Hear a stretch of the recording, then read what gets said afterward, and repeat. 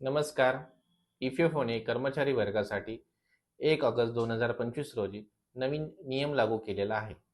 त्यासाठी कर्मचाऱ्याने UNA activation, allotment आणि फेस ऑथेंटिकेशन हे अनिवार्य केलेलं आहे.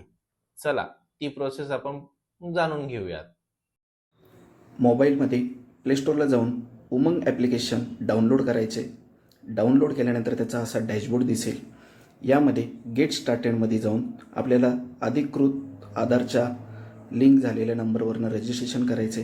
रजिस्ट्रेशननंतर असं EPFOचा लोगो दिसेल, त्यावर क्लिक करायचं. क्लिक केल्यानंतर आपल्याला 3 पर्याय दिसतील. पर्याय पहिला नवीन कर्मचाऱ्यांसाठी, ज्याच्यामध्ये फक्त UAN, अलॉटमेंट आणि ॲक्टिव्हेशन असेल.